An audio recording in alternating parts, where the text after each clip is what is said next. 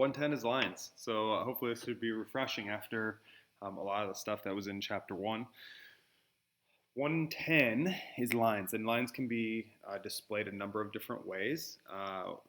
We've got the slope-intercept equation, and then we've got the point-slope equation. Those are the two major ones. You do have standard form and general form, which are talked about a little bit less. I like point-slope form the most, which is why I crossed off the slope-intercept form. There's not much reason to use slope-intercept form, but I guess I shouldn't cross it off because it is accurate as well, obviously. To take the slope of something, y sub 2 minus y sub 1 over x sub 2 minus x sub 1, I know you know that, have seen that in math ever since middle school, and you're basically using that again in pre-calc, and then obviously in calc. So lines are very important.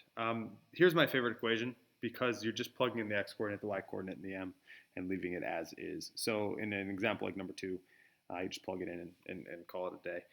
They get a little bit tougher, okay, if you are looking for a parallel line. Well, parallel lines essentially mean the same slope. So as you can see, what I wrote in there is the negative 2/3. It's the same slope there. And 5.5 comma 2, you're just plugging in as it is because that's going into the point. And then if I were to, let's just add another question here, maybe example 4. If I asked for something to be perpendicular to the equation 4x plus 6y plus 5 equals 0. That's general form, by the way, not that it matters.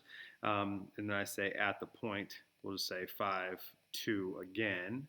Well, if that's the case, then you're really using the same formula as up above, y minus 2, and then you get x minus 5, right? And that's going to be your answer in point-slope form.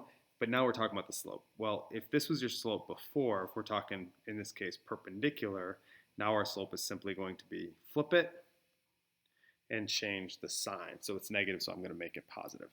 And that's essentially it.